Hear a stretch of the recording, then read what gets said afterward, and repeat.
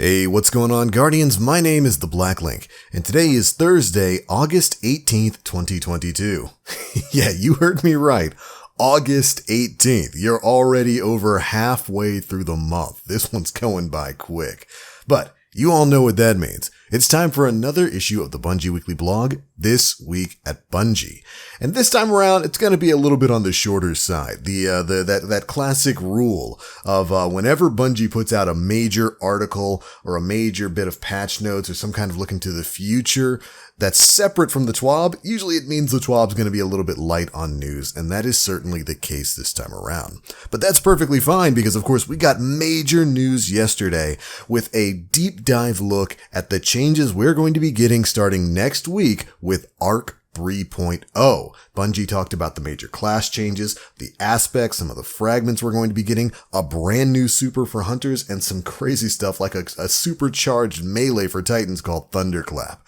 If you happen to miss out on any of that, we've got a video, of course, covering it here on the channel. There will be a link to it down in the description box below, as well as a link to the article that Bungie put out yesterday. But now, without further ado, let's go ahead and dive on into this week's TWAB. Now, it starts off with basically a recap of some of the things from that Arc 3.0 article. But we also learn one or two new things along with this as well. First things first, if you happen to miss the Arc thing yesterday, hunters are getting access to Blink once again. Blink, of course, being the jump option that hunters haven't been able to use since Destiny 1.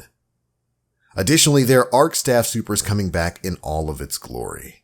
But beyond that, we've got new abilities as well. In addition to the movement speed and weapon readiness buffs that were covered in the article yesterday, we've also got some new stuff that's going to be unique to Arc 3.0. Unlike previous 3.0 iterations with Void and Solar, you won't need to equip any specific aspects or fragments to get some of these new benefits. You've got a new state called Amplified, which you can build up by basically moving around the battlefield nonstop, and it's going to activate all kinds of buffs for you. And it's awesome that you're not going to have to run any specific aspects or fragments to get access to that.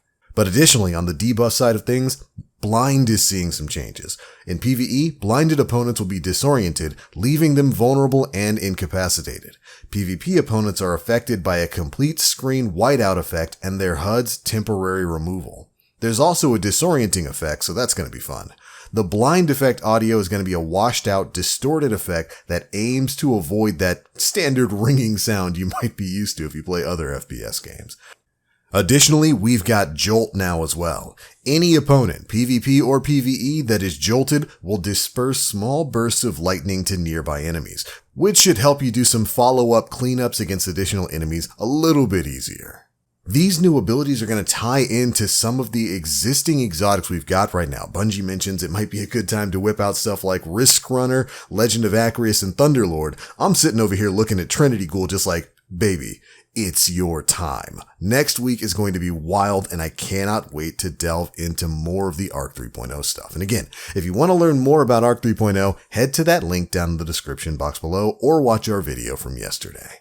But that's not the only thing being talked about in this week's TWAB. We got some news on some AntiChamp Reworks. And I don't know about you guys, I could not be happier to hear those words. In a section of the TWAB titled 2 Artifact Mods Walk Into a Champion, stop us if you've heard this one, we hear from Bungie senior designer Andrew Veen, who has this to say.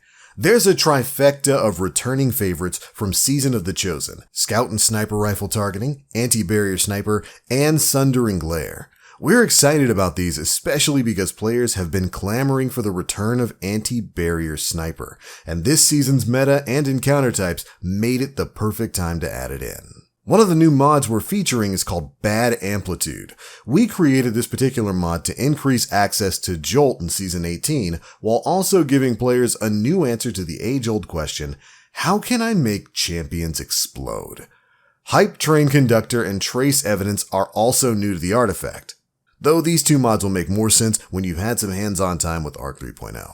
And then we get this awesome table showing off some of the mods we're going to have access to next season. For mods that are entirely new, they've got those mods bolded so it's easy to spot what's going to be brand new to the game. Anything not bolded is either based on previous mods or a reprisal from a previous season. So, in the first row on the artifact, you're going to get access to Overload Bows, Unstoppable Pulse Rifles, Anti-Barrier Scout Rifles, anti-barrier auto rifles, and unstoppable shotguns. Hopefully they've lowered the energy cost for unstoppable shotgun this time around. Then, after 2 perk choices, you get access to scout rifle loader, sword ammo scavengers, machine gun holsters, finally, which is of course going to gradually reload stowed machine guns over time, scout and sniper rifle targeting, and bottomless bounty. This is going to improve 2 specific origin perks.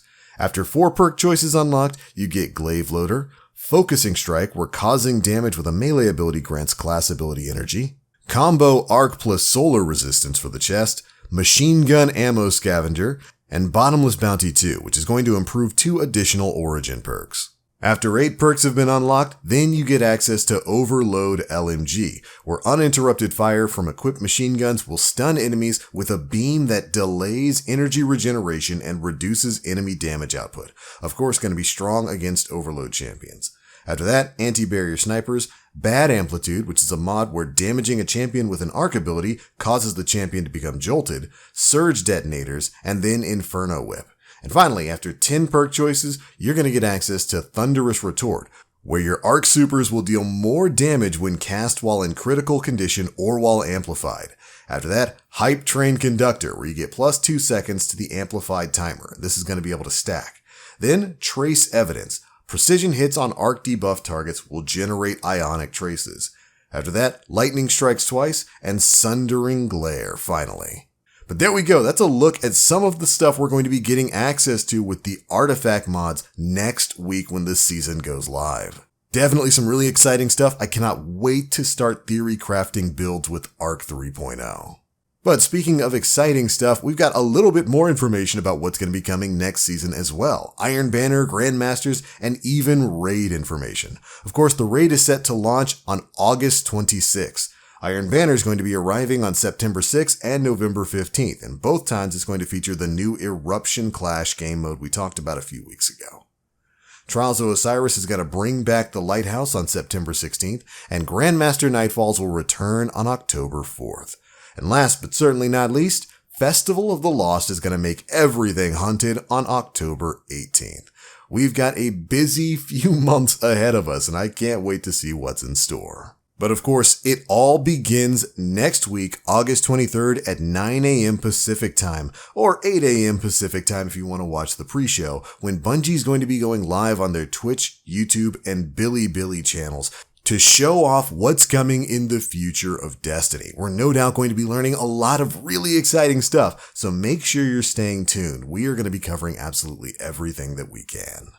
Additionally, if you choose to watch the reveal on Bungie's Twitch channel next week, you will be eligible to earn some specific Destiny 2 themed Twitch drop rewards. They're going to be offering up this glorious Starbirth emblem for those who tune in over on Twitch. To be eligible, you need to make sure that your Twitch account is linked with your Destiny 2 account in your Bungie.net profile so you don't miss out on the emblem.